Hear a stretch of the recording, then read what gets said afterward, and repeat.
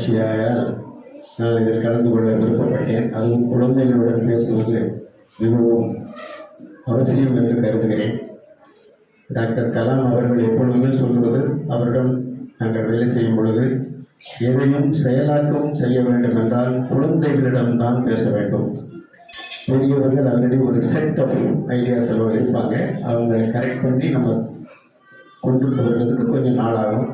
குழந்தைகள் எல்லாமே இளம் மனசுகள், நம்மளோட மனசில் விதையை பதித்து விட்டால் அது வளரும், சிறப்பாக வரும், அதனால் பலன் நிறைய கிடைக்கும் என்று கூறுவார்கள். அந்த வாய்ப்பு எனக்கு இப்போ இன்று கிடைத்தது. அதை நான் பயன்படுத்தி கொண்டு உங்களுக்கு இது நிறைய science teachers of matriculation school நிறைய கலெக்ட் பண்ணி போட்டிருக்காங்க. இது அவ்வளோவையும் நீங்கள் படித்து தெரிந்து கொள்ளுங்கிற அவசியம் இல்லை. சிம்பிள் பிரின்சிபிள்ஸ்களை மாத்திரம் உங்களுக்கு சிம்பிளாக சொல்கிறேன். நீங்கள் அதை ஜஸ்ட் கேட்டு தெரிஞ்சுக்கங்க. அதுக்கப்புறம் டீட்டெயில்டு இன்ஃபர்மேஷன்ஸ் எல்லாம் வேணும்னா நிறைய வெப்சைட் இருக்குது, அதில் போனோம்னாக்க இன்ட்ரெஸ்ட் உள்ளவங்க நீங்கள் அதை டெவலப் பண்ணிக்கலாம். 1971 நான் இந்திய விண்வெளி ஆராய்ச்சியில் ஜாயின் பண்ணேன். அப்போ ராக்கெட்டை பற்றியெல்லாம் நமக்கு ஒன்றுமே தெரியாது, பேசிக் மெக்கானிக்கல் இன்ஜினியரிங் தான் நமக்கு தெரியும். அப்போ மிகப்பெரிய விஞ்ஞானிகளாகிய டாக்டர் விக்ரம் சாராபாய் அவங்க தான் இதை ஆரம்பித்தாங்க. அப்போ இதுக்கு பேர் ISRO கிடையாது, இதுக்கு பேர் space science and technology centre அப்படிங்கிறத அதை ஆரம்பித்தாங்க. நாங்கள் அப்போ தான் ஜாயின் பண்ணோம். நாங்கள் ஜாயின் பண்ணும்போது ஒரு 700-800 பேர் இருந்தாங்க டிபார்ட்மெண்ட்டில். இன்றைக்கி 25,000 பேர் இருக்காங்க. அப்போது டாக்டர் விக்ரம் சாராபாய் சேர்மனாக இருந்து இதை தொடங்கி வச்சு பண்ணாங்க. அவங்களுடைய இன்ட்ரெஸ்ட்டுக்கு மேடம் அன்றைய பிரைம் மினிஸ்டர் இந்திரா காந்தி அவர்கள் மிகவும் உறுதுணையாக இருந்து இந்த விண்வெளி ஆராய்ச்சியை நமது இந்தியாவில் மிக சிறப்பாக செய்ய வேண்டும் என்று அவர்களையும் மிகவும் என்கரேஜ் செய்து சிறப்பாக செய்து கொண்டிருந்தார்கள். அவர்கள் இருந்திருந்தால் இன்னமும் சிறப்பாக நடந்திருக்கும். இறைவன் அவர்களை விரைவில் கொண்டு சென்று விட்டார். அதற்கு அடுத்து இப்போ நம்ம இந்த சிலைகள் பாருங்கள். டாக்டர் விக்ரம் சாராபாய் இன்னைக்கு பெங்களூரில் இருக்கு, அதனுடைய சேர்மனாக இருந்தாங்க. இவங்க சடனாக டிவைஸ் ஆகிட்டதுனால இம்மிடியேட்டாக டிபார்ட்மெண்ட்டுக்கு ஒரு வெரி சீனியர் குட் சயின்டிஸ்ட் வேணும்னு சொல்லி இவங்க ஐடென்டிஃபை பண்ணாங்க. இவங்க பெங்களூரில் இந்தியன் இன்ஸ்டிடியூட் ஆஃப் சயின்ஸுக்கு சேர்மனாக இருந்ததுனால இவங்க எனக்கு முதல்ல ஒத்துக்கலை. அப்புறம் இல்லை, உங்களை போன்ற சயின்டிஸ்டில் தான் இதை லீட் பண்ணணும்னு சொன்ன உடனே நார்மலாக நம்ம டிபார்ட்மெண்ட்டில் இந்திய அரசில் எல்லா டிபார்ட்மெண்ட்டுக்கும் ஹெட் குவார்ட்டர்ஸ் டெல்லியில் தான் இருக்கும். வேறு இந்த டிபார்ட்மெண்ட்டுக்கு மாத்திரம் பெங்களூரில் தான் இவங்க இந்தியன் இன்ஸ்டியூட் ஆஃப் சயின்ஸுடைய சேர்மனாகவும் இருப்பேன் அப்படின்னு சொன்னதுனால இந்த headquarters for Department of Space பெங்களூரில் தான் இருக்குது இன்றைக்கும். இதில் எங்கெங்கெல்லாம் நமக்கு இந்த சென்டர்ஸ் இருக்குது அப்படின்னு பார்த்தோம்னா, இது முதல் ஆரம்பித்தது திருவனந்தபுரத்தில் இருந்து ஒரு 30 கிலோமீட்டர் தள்ளி தும்பா அப்படிங்கிற இடத்துல இது ஆரம்பித்தது. ஆரம்பிக்கும் பொழுது நம்ம ஒரு ராக்கெட்டு டெவலப் பண்ணலை. ரஷ்யன்ஸ் சென்டார் அப்படின்னு ஒரு ராக்கெட்டு டெவலப் பண்ணியிருந்தாங்க. அதை லான்ச் பண்ணுறதுக்கு நம்ம இந்தியாவுக்கு அந்த தும்பாவுக்கு வருவாங்க. அவங்க நமக்கு இங்கேருந்து அவங்க லான்ச் பண்ணுறதுக்கு இந்த இடத்தை அவங்க விரும்புறதுக்கு காரணம் உலகத்திலேயே உங்களுக்கெல்லாம் தெரியும் நினைக்கிறேன், பூமத்திய ரேகை ஈக்குவேட்டார் தெரியும் இல்லையா? அது அது அது ஒரு ரேகை, பூமத்திய ரேகை. இன்னொன்று மேக்னெட்டிக் ஈக்குவேட்டார் அப்படின்னு ஒன்று இருக்குது. அது மேக்னெட்டிக் ஈக்குவேட்டாருக்கு மிக அருகில் நம்ம இந்தியாவுடைய சிறுமைக்கு போட்டால் இருக்கிறது. அதனாலே தும்மையிடம் வருகிறது. அங்கே எல்லாம் லான்ச் பண்ணால் அவங்களுக்கு நிறைய டெக்னிக்கல் இன்ஃபர்மேஷன் கிடைக்கும்னு அவங்க நம்மளை பயன்படுத்திட்டாங்க. அதுக்கப்புறம் நம்மளும் பேரலாக டெவலப் பண்ணி மிகப்பெரிய scientist like professor your Rao, doctor Kasturirangan அவங்க அடுத்தடுத்த சேர்மனாக இருந்து சிறந்த முறையில் பணியாற்றி கொண்டு வந்திருக்கிறோம். ஆக்சுவலாக எங்களுக்கு ராக்கெட்டை பற்றி ஒன்றும் தெரியாதனால அவங்க வெளிநாட்டுக்கு NASA, ESA European space agencies, France, Germany அங்கெல்லாம் எங்களை ஒரு வருஷம் 2 வருஷம் அனுப்பி அவங்களோட எங்களுக்கு சொல்லிக் கொண்டுட்டு எங்களை பயன்படுத்திக்கிட்டாங்க. நாங்களும் அந்தபடி செஞ்சு அவங்க சொன்னதுக்கு மாதிரி அப்போ ஃப்ரீ ஹேண்ட் கொடுப்பாங்க வேலை செய்யறதுக்கு. அதெல்லாம் நம்ம வேலை செய்யறதுக்கு ஃப்ரீ ஹேண்ட் கொடுப்பாங்க. நம்ம இதை செய்யுது செய்யாதேன்னு சொல்லி நம்ம கண்ட்ரோல் பண்ணாம ஃப்ரீ ஹேண்ட் கொடுத்ததுனால தான் இன்னைக்கு வந்து நம்மளுடைய ஸ்பேஸ் டெக்னாலஜி இவ்வளவு ஸ்ட்ராங்காக இருக்குன்னு சொன்னால் ஃப்ரீ ஹேண்ட் கொடுத்து நம்மளை செய்ய விட்டதுனால நம்ம செஞ்சு தப்பு பண்ணி ஃபெயிலியர் ஆகி அப்புறம் எதனால ஃபெயிலியர் ஆச்சுன்னு அதை அனலைஸ் பண்ணி அதுக்கப்புறம் அதை டெவலப் பண்ணதுனால இன்னைக்கு நமக்கு என்ன பிரச்சனை வந்துச்சுனாலும் அதை சால்வ் பண்ணக்கூடிய கேப்பபிலிட்டி நம்ம சயின்டிஸ்ட் இருக்கு. அதனால தோல்வியை கண்டு என்னைக்குமே நம்ம தொடரக்கூடாது. தோல்வி தான் நமக்கு ஒரு ஜெயிச்சிட்டோம்னு சொன்னா நம்ம ஜெயிச்சிட்டோம் அப்படிங்கிற அந்த மகிழ்ச்சியிலேயே நம்ம டயரை பாஸ் பண்ணிடுவோம். தோல்வி அடைஞ்சிட்டோம்னா எதனால தோல்வி அடைஞ்சோம், நம்ம சிஸ்டத்தில் எந்த சிஸ்டத்தில் ஃபெயிலியர் ஆச்சு அப்படின்னு அதை அனலைஸ் பண்ணுவோம். அதை அனலைஸ் பண்ணோம்னா நம்ம நிறைய விஷயங்கள் அதுல இருந்து கற்றுக்கலாம். டாக்டர் கலாம் சொல்றது தோல்வியே வெற்றிக்கு முதல் படி. அதுக்கு எல்லாருக்கும் ஸ்டாண்டர்ட் பார்க்கறதாங்க. தோல்வியை கண்டு எப்பவுமே நம்ம தொடரக்கூடாது. ரொம்ப தைரியமா அதை வெற்றிகரமா செய்யணும். இந்த ராக்கெட் செய்யும் பொழுது நானெல்லாம் ஜாயின் பண்ண சமயத்துல மிக சிறிய ராக்கெட், அதாவது டயாமீட்டர் விட்டம், உங்களுக்கு தெரியுங்களே டயாமீட்டர் 3 இன்ச்சு விட்டம், 75 மில்லிமீட்டர் டயாமீட்டர், 1 மீட்டர் 3 அடி உயரம். இதுதான் நாங்கள் செஞ்ச முதல் ராக்கெட். RS-75 அப்படின்னு முதல் செஞ்ச ராக்கெட். அது சைக்கிளில் பின்னாடி வச்சு கொண்டுட்டு போவோம். அந்த மாதிரி சூழ்நிலையில தான் ஒர்க் பண்ணது. அப்போலாம் எல்லாம் கிடையாது. அதுக்கப்புறம் கொஞ்சம் கொஞ்சமாக டெவலப் பண்ணி இன்னைக்கு அந்த ராக்கெட்டோட, நான் சொல்ற அந்த ஃபர்ஸ்ட் ராக்கெட்டோட வெயிட் எல்லாம் பார்த்தீங்கன்னா 20 கிலோ 30 கிலோ அவ்வளோதான் இருக்கும். இன்னைக்கு நம்ம செய்யக்கூடிய ராக்கெட்டுடைய வெயிட் எல்லாம் 500 டன் 600 டன், 1 டன்னா 1000 கிலோ, அவ்வளோ பெரிய ராக்கெட்டெல்லாம் செய்யக்கூடிய அளவுக்கு நம்ம டெவலப் ஆகிருக்கிறோம். இப்போ நான் உங்களுக்கு நம்மளுடைய இஸ்ரோவுடைய சென்டர்ஸ் எங்கெல்லாம் இருக்குன்னு சொன்னேன். இது முதல்ல ஆரம்பிச்சது சும்மா திருவாரூர்லேருந்து ஒரு 25 கிலோமீட்டர் தள்ளி, 30 கிலோமீட்டர் தள்ளி கும்பா. அதுக்கு அடுத்து பெங்களூர் நமக்கு சென்டர்ஸ் இருக்கிறது.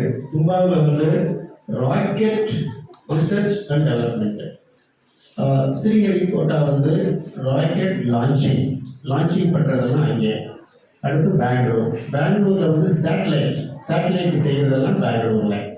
அகமதாபாத் குஜராத்தில் சாட் அப்படின்னு ஒரு ஸ்பேஸ் அப்ளிகேஷன் சென்டர் அப்படின்னு, அது வந்து ஒரு சேட்டலைட் மேலே விட்டோம்னா எதுக்காக விடுறோம், அதில் எந்த மாதிரி நம்ம தேவைகளை பூர்த்தி பண்ணக்கூடிய மாதிரி இன்ஸ்ட்ருமெண்ட்ஸ் எல்லாம் வச்சு அனுப்பணும் அப்படிங்கிறத அவங்க வந்து கவர்மெண்ட் ஏஜென்சிஸோட இன்டராக்ட் பண்ணி அவங்க சொல்லக்கூடிய அந்த இன்ஸ்ட்ருமெண்ட்ஸுகளையும் அந்த டெக்னாலஜி அந்த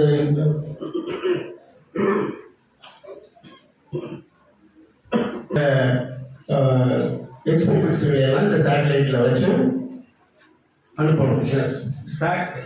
ஸ்பேஸ் அப்ளிகேஷன் சென்டர் உடனேயாக centers Vikram Sarabhai space center என்று வேண்டும், ISRO Satellite Center in Bangalore and SHAR Center in Sriharikota, Space Application Center in Ahmedabad. இது 4 தான் மிகப்பெரிய சென்டர்ஸ். அதுக்கப்புறம் லிக்விட் ப்ரொபல்ஷன் சென்டர் அப்படின்னு சொல்லி கன்னியாகுமரி பக்கத்தில் மகேந்திரகிரி அப்படிங்கிற இடத்துல ஒரு சென்டரு. இப்போ ஒர்க்கு நிறைய டெவலப் ஆகிட்டனால ஒர்க்கை வந்து எல்லா இடத்துக்கும் பல இடத்துக்கு டிவைட் பண்ணிட்டோம். மோரோவர் இந்த சோதனை சாலைகளும் இந்த ஆராய்ச்சி மையங்களும் டிஸ்டர்பன்ஸும் இல்லாமல் for safety and security reasons இது வந்து ஊருக்குள்ளே இருக்க முடியாது. ஊரை விட்டு ரொம்ப தள்ளி தான் இருக்கணும்.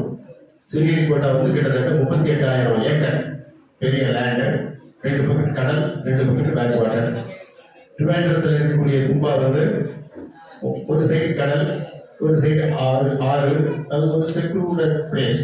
ஒரு இது மாதிரி பொதுமக்கள் கம்மியாக இருக்கக்கூடிய ஏரியாக்களில் தான் இதை பண்ணணும். ஏன்னா நம்ம பண்ணுறது ஆராய்ச்சி, வெடிக்கும், தீப்பிடிக்கும், என்ன வேணாலும் நடக்கும். அந்த மாதிரி ஒரு கண்டிஷன் இல்லை தான் எல்லாரும் ஆரம்பிக்காது. இப்படி நமக்கு அதை பற்றி ஃபுல்லாக டீட்டெயில்ஸ் தெரியாது. அதனால் நம்ம செஞ்சு தான் பார்ப்போம். ஏகப்பட்ட ஆக்சிடென்ட்ஸ் எல்லாம் நடக்கும். அதனால் for safety and security reasons it was தேவை. அதனால் எங்களுக்கு பொதுமக்களோட ரொம்ப கலந்து மீட்டிங் எல்லாம் பேசி பழக்கம் இல்லாதனால இப்போ பேசுறதுல எதுவும் சிறிய தவறுகள் இருந்தாலும் மன்னித்து கொள்ள வேண்டியது. நமக்கு வந்து நம்ம பாட்ட வேலை தான் பார்த்துக்கிட்டே இருக்கணும். இப்போ தான் ரிட்டையர் ஆகி வந்ததுக்கப்புறம் கொஞ்சம் நமக்கு தெரிஞ்ச எல்லா குழந்தைகளோட பேசணும்னு ஒரு பேசக்கூடிய வாய்ப்பு இல்லாவிட்டால் நமக்கு ஜெனரல் பப்ளிக்கோட நமக்கு ரொம்ப இன்டராக்ஷன் கம்மியாக தான் இருந்தது அந்த காலத்தில். இப்போ இந்த சென்டரில் முதல்ல ஒரு ராக்கெட்டு எப்படி விடணும், அது எந்த ராக்கெட்டை டெவலப் பண்ணணும் அப்படிங்கிறத டிசைன் பண்ணுறது திருவேண்டத்தில். அது டிசைன் பண்ணதுக்கப்புறம் ஆல் ஓவர் இந்தியா பெரிய பெரிய கம்பெனிஸ்களெல்லாம் ஆர்டர் கொடுத்து அந்த பொருள்கள்லாம் செஞ்சு திருவேண்டத்துக்கு கொஞ்சம் வரும். மேஜராக சிறிகை போட்டால் வரும். காரணம் என்னன்னு கேட்டால், ஒரு பெரிய ராக்கெட்டை செஞ்சுட்டு அதை கொண்டுட்டு போகிறது ரொம்ப பெரிய கஷ்டம். இப்போ அந்த கஷ்டப்பட்டுட்டு தான் இருக்கிறோம். அது கொண்டுட்டு போகும்பொழுது ரோடில் கொண்டுட்டு போக முடியாது. 20 மீட்டர் 15 மீட்டர் ரோடு இருக்கும், 15 அடி 10 அடி டயமீட்டர் இருக்கும். அதை ரோட்டில் கொண்டுட்டு போனோம்னா மொத்த ரோடு அடைபட்டு போயிடும். ரெண்டாவது மற்ற கார் வண்டி மாதிரி வேகமாக ஓட்டிட்டு போக முடியாது. 10 கிலோமீட்டர் 12 கிலோமீட்டர் ஸ்பீடில் தான் ஓட்டிட்டு போகணும். அதனால நிறைய ஐட்டங்களை ஸ்ரீகிரி கோட்டாவிலேயே செஞ்சுருவோம். அது பெரிய ஏரியா, 38,000 ஏக்கர். அங்கேயே செஞ்சு அங்கேயே லான்ச்சிங்க்கு இது பண்ணிடுவோம். ரெண்டாவது இதில் யூஸ் பண்ணக்கூடிய கெமிக்கல்ஸ் 3-4 மாதிரி கெமிக்கல்ஸ் இருக்கு. இது ரொம்ப ஈஸியாக செய்யக்கூடியது சாலிட் ப்ரொபல்லண்ட் ராக்கெட். இப்போ நம்ம தீபாவளிக்கெல்லாம் இந்த வெடி ராக்கெட் அனுப்புகிறோம். அதை கீழே கொளுத்திட்டோம்னா அது மேலே போயிடும். அதை நிறுத்த முடியாது. அது கடைசி வரைக்கும் போய் அதில் இருக்கக்கூடிய எரிபொருள்லாம் எழுதி முடிச்சுட்டு கீழே அது பிச்சு விழுந்துடும். அந்த மாதிரி சாலிட் ப்ரொபல்லண்ட் ராக்கெட்டுங்கிறது செய்யறது ஈஸி இல்லை, கொஞ்சம் கம்பேரிட்டிவ்லி கன்வீனியன்ட் டெக்னாலஜி. அது தான் முதல் செய்யறது. அடுத்து ரெண்டாவது next level development liquid propellants, next level rockets. மூணாவது லெவல் கிரையோஜெனிக் ராக்கெட்ஸ். 3 லெவல். இது இன்னொன்று நம்ம பார்க்க வேண்டியிருக்கு. இப்போ நம்ம இந்த காரெல்லாம் வாங்க போனோம்னா, இந்த கார் 1 லிட்டர் பெட்ரோலுக்கு எத்தனை கிலோமீட்டர் மைலேஜ் கிடைக்கும் அப்படின்னு கம்பேர் பண்ணுற மாதிரி இந்த சாலிட் ப்ரொபல்லண்ட் இந்த ராக்கெட்டினுடைய கேப்பபிலிட்டியை அனலைஸ் டிசைன் பண்ணுறது அதனுடைய ஸ்பெசிஃபிக் இம்பல்ஸ் அப்படின்னு ஒரு ஃபிகர் இருக்குது. இப்போ நம்ம காருக்கெல்லாம் கிலோமீட்டர்ஸ் இத்தனை மைல்ஸ் பர் ஹவர், இத்தனை கிலோமீட்டர்ஸ் பர் ஹவர் காருக்கு சொல்கிற மாதிரி ராக்கெட்டுக்கு ஸ்பெசிஃபிக் இம்பல்ஸ் அப்படின்னு ஒரு நம்பர் இருக்கு. அந்த நம்பர் சாலிட் ப்ரொபல்லண்ட் யூஸ் பண்ணோம்னா ஒரு 190, 195, 200 வரைக்கும் கிடைக்கும். லிக்விட் ப்ரொபல்லண்ட் யூஸ் பண்ணோம்னா 270, 260 அப்படி கிடைக்கும். கிரையோஜெனிக் ப்ரொபல்லண்ட் யூஸ் பண்ணோம்னா 350, 400 கிடைக்கும். இந்த நம்பர் கூட ராக்கெட்டுடைய வெயிட் கம்மியாகும், அது தூக்கக்கூடிய கேப்பபிலிட்டி அதிகமாகும். அதனால தான் ஸ்பெசிஃபிக் இம்பல்ஸ் கூட உள்ளது போகணும். ஆனால் ஒவ்வொன்றுலையும் பெரிய டிஃபிகல்டிஸ் எல்லாம் இருக்குது. அது ரொம்ப டெக்னிக்கலாக பேசணுன்னாலும் உங்களுக்கு புரியாது. அதனால் ஜென்ரலாக இப்படி பார்த்துட்டு போகிறோம். இப்போ நம்ம சாலிட் ப்ரொபல்லண்ட் பார்த்தோம், லிக்விட் ப்ரொபல்லண்ட் பார்த்தோம், கிரையோஜெனிக்ஸ் ப்ரொபல்லண்ட்ஸ் பார்த்தோம். எதுக்காக நம்ம இந்த கிரையோஜெனிக்ஸ் எல்லாம் ரொம்ப கேப்பபிலிட்டி இருக்கக்கூடியதாக இருந்தாலும் நம்ம செய்ய முடியாததுக்கு காரணம் செஞ்சுட்டு இருக்கோம். இப்போ அது கஷ்டமான டெக்னாலஜி. என்னன்னு கேட்டால் அதில் யூஸ் பண்ணக்கூடிய இப்போ சாலிட் ப்ரொபல்லண்ட்ல யூஸ் பண்ணக்கூடிய கெமிக்கல்ஸ் அமோனியம் பர்குளரேட், பாலிபுட்டான், நிறைய கெமிக்கல்ஸ் யூஸ் பண்ணுவோம். அது எரிஞ்சு வெளியே வரும்பொழுது அதில் வரக்கூடிய கேஸ் பொல்யூட் பண்ணிடும் அட்மாஸ்பியர். அது ஒரு ரீசன். ரெண்டாவது ஸ்பெசிஃபிக் இம்பல்ஸ் கம்மி. அதுக்கடுத்து லிக்விட் ப்ரொபல்லண்ட் கம்பேரிட்டிவ்லி ஸ்பெசிஃபிக் இம்பல்ஸ் கூட, அதுலேருந்து வரக்கூடிய அந்த எக்ஸாஸ்ட் கேஸ் அது பொல்யூஷன் கொஞ்சம் கம்மி. கிரையோஜெனிக்ஸ் போனோம்னா அது அது லிக்விடாக ஸ்டோர் பண்ணக்கூடிய கண்டிஷன் பார்த்தீங்கன்னா liquid oxygen and liquid hydrogen use பண்ணுறாங்க. லிக்விட் ஆக்சிஜனை அரௌண்ட் -200 டிகிரிக்கு மேலே இருந்தால் தான் அது லிக்விடாக இருக்கும், இல்லாட்டி ஆவியாயிடும். ஹைட்ரஜனும் அதே மாதிரி தான் -200+ டிகிரிக்கு இருந்தால் தான் அது லிக்விடாக இருக்கும், இல்லாட்டி அது ஆவியாயிடும். அப்போ அதை லிக்விடாக வச்சிருந்து ராக்கெட்டில் யூஸ் பண்ணணும்னால் அதை சில் பண்ணி அதை இன்சுலேட்டட் டேங்கில் லோட் பண்ணி ராக்கெட்டை மேலே அனுப்பணும். அது எரிஞ்சு அதுலேருந்து வெளியே வரக்கூடிய gas liquid oxygen, liquid hydrogen எரிஞ்சு வெளியே வரக்கூடிய எக்ஸாஸ்ட் கேஸ்ல என்ன இருக்கும் நீங்க சொல்லுங்க. Liquid hydrogen, liquid oxygen. யாராச்சும் ஒருத்தர் லிக்விட் ஹைட்ரஜன், லிக்விட் ஆக்சிஜன் ரெண்டு சேர்ந்து எரிஞ்சிச்சுனால் அதுல இருந்து வெளியே வரக்கூடிய எக்ஸாஸ்ட் கேஸ்ல என்ன இருக்கும்? யாராச்சும் ஒருத்தர் சத்தமா சொல்லுங்க.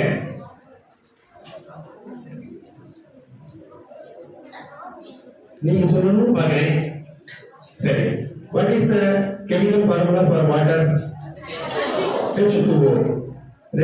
2H hydrogen 2 oxygen 1. நம்ம யூஸ் பண்றதும் liquid hydrogen, liquid oxygen. அது ரெண்டு இறக்கி வெளியே வரும் பொழுது வெளியே வரக்கூடிய என்ன வரும்? ஸ்ட்ரீம் வரும். ஸ்ட்ரீம் தான் வரும்.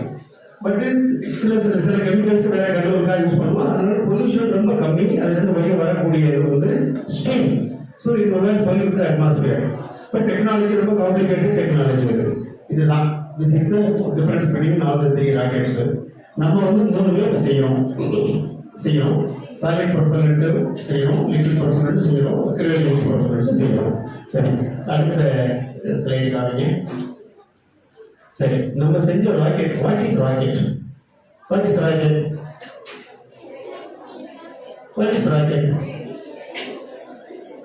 சத்தமா எந்திரிச்சு சொல்லலாம், தப்பா இருந்தா கரெக்ட் பண்ணிக்கலாம். உட்கார்ந்துக்கிட்டே சொன்னாக்க யார் சொல்றான்னு தெரியாது.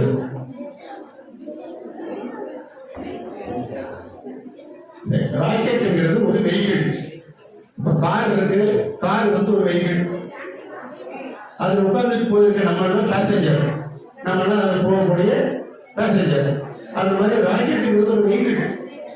அது ஒன்றும் செய்ய போறதில்லை. அதில் எந்த நம்ம வச்சு அனுப்பணும், அதை எங்க கொண்டு போய் விடணும், அங்கே கொண்டு விட்டுட்டு அது விழுந்துடும் கடல்ல. So rocket is a vehicle.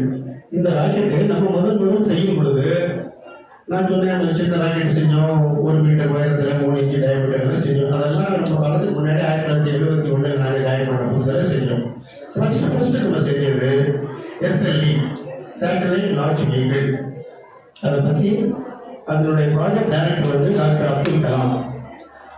நான் வந்து டிபார்ட்மெண்ட்ல வேலை பார்த்தாலும் என்னுடைய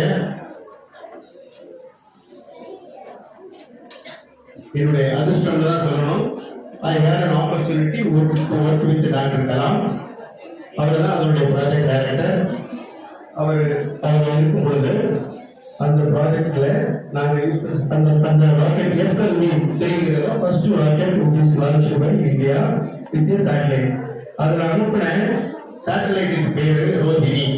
50 கிலோ அந்த சேட்டலைட்டு. அதனுடைய டோட்டல் வெயிட் 17 டன், 17,000 கிலோ.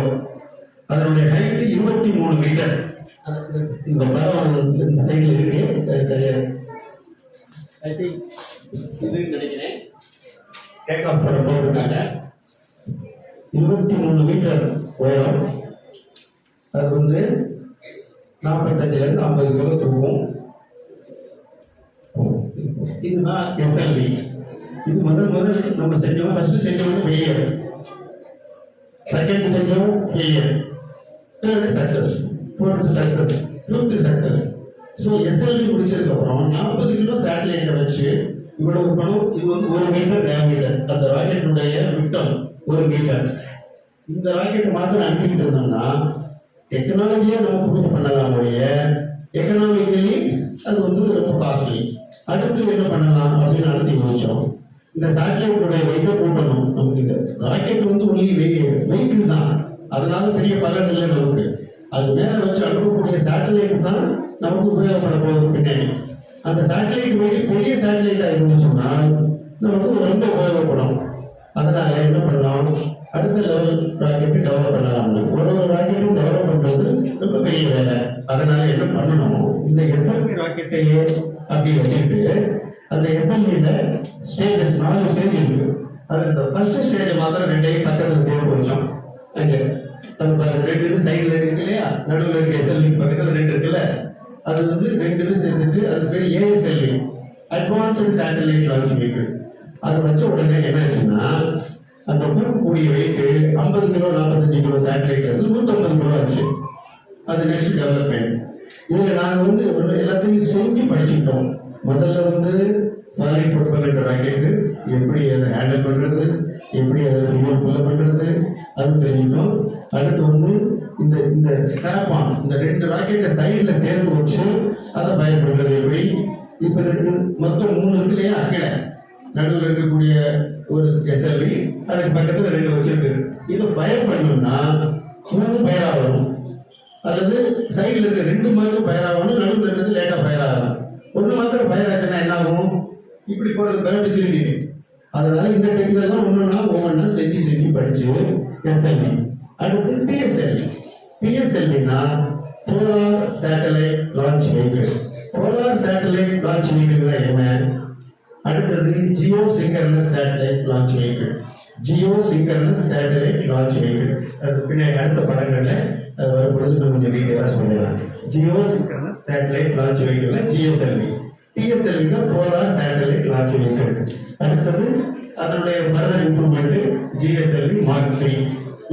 இதெல்லாம் டிஃபரெண்ட் டைப்ஸ் ஆஃப் ராக்கெட்ஸ் நம்ம செஞ்சுட்டு இருக்கிறோம். அடுத்த நெக்ஸ்ட் ஸ்லைட்.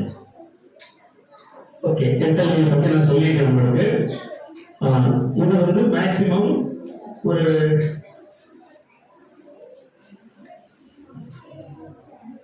100-150 கிலோமீட்டர் இவ்வளவு உயரங்களுக்கு தான் இதை கொண்டுட்டு போக முடியும் இந்த எஸ்எல்வியை வச்சு. Next line. இது ஒரு லான்ச் பேட்ல ஒரு ஜிஎஸ்எல்வி ராக்கெட் வச்சிருக்கோம். நம்ம இந்த ஜிஎஸ்எல்வி ராக்கெட்டு இதுல வந்து பாத்தீங்கன்னா நடுவில் இருக்கக்கூடிய கோர் வெஹிக்கிள்னு சொல்றது. நடுவில் இருக்கக்கூடியது அதை சுற்றி சைட்ல 4 ராக்கெட் வச்சிருக்கு. அதுக்கு பேரு ஸ்ட்ராப் ஆன் ராக்கெட்னு சொல்றது. ஸ்ட்ராப் ஆன் ராக்கெட்டுங்கிறது சுற்றி இருக்கிறது, நடுவில் இருக்கிறது கோர் வெஹிக்கிள். இது GSLV, Jio synchronous satellite launch vehicle. சில கேள்வி எல்லாம் நீங்க கேட்பீங்க, நான் சொல்லணும்னு பார்க்க கேட்க மாட்டேங்கிறீங்க. ஜியோ சிங்கர்னஸ் சேட்டலைட் லான்ச் வெஹிக்கிள்னா என்ன? ஸ்ட்ராப் ஆன்னா என்ன? கோர் வெஹிக்கிள்னா என்ன? ஸ்டேஜ் என்ன? நானே சொல்லிடுவா இல்லை நீங்க கேட்பீங்களா?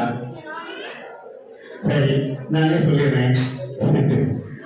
இந்த ராக்கெட்டு ஒரே ராக்கெட்டா செய்யலாமா மொத்தமா? அந்த ராக்கெட்டுடைய வெயிட் வந்து இப்போ உதாரணமா ஜிஎஸ்எல்வி எடுத்துக்கிட்டீங்கன்னா அதனுடைய வெயிட் வந்து 400 டன்னு. அது வந்து 49 மீட்டர் உயரம். அது வந்து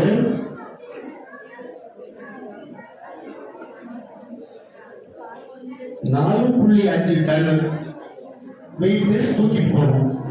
4.5 டன் 4500 கிலோ சேட்டலைட்டை தூக்கக்கூடிய கேப்பபிலிட்டி ஜிஎஸ்எல்வி உண்டு. சரி, இப்போ வந்து இந்த எதுக்கு ஸ்டேஜா பண்ணிருக்கணும், ஒரே ராக்கெட்டா பண்ணலாமே அப்படின்னு ஒரு கேள்வி. நான் ரொம்ப முக்கியமா சொல்ல வேண்டியது அறிவு இல்லை. எதை நான் சொன்னாலும் சரி அவர் சொல்றாரு அப்படின்னு சொல்லி கேட்டுக்கூடாது. The main requirement for science people is why not அப்படின்னு கேள்வி கேட்கணும். சொல்றத அப்படி எடுத்துக்கிட்டாங்க. எதை சொன்னாலும் why அப்படின்னு கேட்கணும். why not இப்படி செய்யக்கூடாது அப்படின்னு அடுத்த கேள்வி கேட்கணும். இது 2 கேள்வி யாரு கேட்கிறாங்களோ அவங்க கேட்கறாங்க. கிளாஸ்லயுமே சார் நடக்கும்போது புரியாதி நீங்க நம்ம எதிர்த்து கேட்டா குறிச்சுப்பாங்களோ அப்படின்னு பயப்படாம கேள்வி கேட்கணும். கேள்வி நீங்க கேட்டே ஆகும். கேள்வி கேட்டால் உங்களுடைய கிளாரிபிகேஷன் கிளியர் ஆகும். அது மாதிரி அறிவியல் ரொம்ப முக்கியம் வந்து ஒய் நாட். அதுதான் ரொம்ப மெயினா உள்ள ரிக்வயர்மெண்ட் அறிவியல். இப்ப இதுல வந்து ஒரே ராக்கெட் பெரிய ராக்கெட்டா பண்ணிட்டோம்னா இது 400 டன் வெயிட். இது இப்ப நம்ம ஃபயர் பண்ணிட்டோம். இது எரிஞ்சு போயிட்டு இருக்கும். 400 டன் உள்ள இருக்கிறதுல நிறைய எரிபொருள் எரிய இது கிட்டத்தட்ட 20 நிமிஷத்துக்கு எரியும் போயிட்டே இருக்கும். அதுல இருக்கக்கூடிய எரிபொருள் கொஞ்சம் கொஞ்சமா எரிஞ்சு குறைஞ்சிக்கிட்டே வரும். 400 டன் 390 380 300 அப்படின்னு குறைஞ்சிக்கிட்டே வரும். உள்ளுக்கு இருக்க எரிபொருள் தான் குறையும் ஒழிய வெளியே இருக்கக்கூடிய பாடி பேசக்கூடாது. குழந்தைகள் பேசக்கூடாது. தயவு செய்து பேசாம கேளுங்க. இது கொஞ்சம் போராடிக்குமே எனக்கு தெரியும். ரொம்ப டெக்னிக்கலா சொன்னாங்க. அதுக்குன்னா கொஞ்சம் படமெல்லாம் போடணும்னு சொல்லி டீச்சர் ரிக்வஸ்ட் பண்ணிட்டேன். பெரிய பிள்ளைங்களா இருந்தாலும் இன்னும் கொஞ்சம் புரியும். சின்ன குழந்தைங்க இருக்கிறதுனால அவங்களுக்கு தெரியாதுங்கிறதுனால தான் நான் வந்து ஒரு படங்கள்லாம் போடணும்னு சொன்னேன்னா, ஒரே ராக்கெட்டா செஞ்சோம்னால் வெளியே இருக்க ராக்கெட்டினுடைய பாடி வெயிட் குறையவே குறையாது. கடைசி கீழே இருந்து மேலே போற வரைக்கும் அந்த பாடி வெயிட் என்னவோ அது உள்ளுக்கு இருக்கக்கூடிய எரிபொருள் வெயிட் மாத்திரம் குறைஞ்சிட்டே வந்துட்டு இருக்கும். அப்ப என்ன ஆகும்னு கேட்டா, எரிபொருள் இல்லாம simply weight of the rocket தூக்கிக்கிட்டு போகணும் அந்த என்ஜின். அப்படிங்கிறது என்ஜினுடைய எஃபிஷியன்சி குறைஞ்சி போயிடும். அதனால என்ன பண்றோம், 3 ராக்கெட்டு 4 ராக்கெட்டா செஞ்சு அதில் புயலை ஃபில்அப் பண்ணி அனுப்புறது. ஒரு 50 கிலோமீட்டர் 40 கிலோமீட்டர் போனதுக்கப்புறம் ஒரு ராக்கெட்டுக்குள்ள இருக்கக்கூடிய எரிபொருள்லாம் எரிஞ்ச உடனே அதை வந்து கட் பண்ணிவிட வேண்டியது. அதை கட் பண்ண உடனே அது போய் கடலில் விழுந்துடும். அப்போ என்ன ஆயிருக்குன்னா, அந்த முதல்ல டேக் ஆஃப் ஆகிற சமயத்தில் 400 டன் இருந்த ராக்கெட்டோட வெயிட்டு, எரிபொருளோட வெயிட்டு ப்ளஸ் அந்த ராக்கெட் பாடியோட வெயிட்டு சேர்ந்து 300 ஆயிடும். அப்போ ராக்கெட் வந்து ரொம்ப வேகமாக போகும். இல்லாட்டி சின்ன ராக்கெட்டாக இருந்தாலும் போதும், அங்கே வந்து போட்டுருக்கு. அதுக்கு அடுத்த ஸ்டேஜ் செகண்ட் ஸ்டேஜ். அந்த செகண்ட் ஸ்டேஜ்லேருந்து ஒரு குறிப்பிட்ட அளவு ஃபியூல் இருக்கும். அது எழுதி முடிச்சதுக்கப்புறம் செகண்ட் ஸ்டேஜை கட் ஆஃப் பண்ணிடுவோம். அப்போ அதுக்கு மேலே தேர்டு போகிறது தான் இருக்கும். செகண்ட் ஸ்டேஜ் கடலில் வந்துடும். அப்போ என்ன இருக்குன்னா, டேக் ஆஃப் ஆகிற சமயத்தில் இருக்கக்கூடிய 400 டன் வெயிட்டு மேலே போக போக வெயிட் குறைஞ்சிக்கிட்டே போகும். வெயிட் குறைஞ்சிச்சுனாக்க ராக்கெட்டு ஒன்று வேகமாக போகும், இல்லை சின்ன ராக்கெட்டு சின்ன என்ஜின் இருந்தால் போதும் அது எடுக்கிறது. ஒரு உதாரணமாக சொல்லணும்னா, இப்போ நம்ம சென்னையில் ஒரு கூட்ஸ் ட்ரெயின் போகிறது. அதில் ஒரு 60-70 கூட்ஸ் பெட்டி இருக்குது. எல்லாத்துலேயும் சாமான்களை ஏற்றிட்டோம். இங்கே இருந்து டெல்லிக்கு போகுது. இப்போ உங்களுக்கு இங்கே இருந்த விஜயவாடா, நாக்பூர், இட்டாசி அப்படி நிறைய ஊர்கள் வழியாக போகும், டெல்லிக்கு போகும். ஒவ்வொரு ஊருக்கு சாமான்களும் அந்த வண்டியில் ஏற்றி விட்டோம்.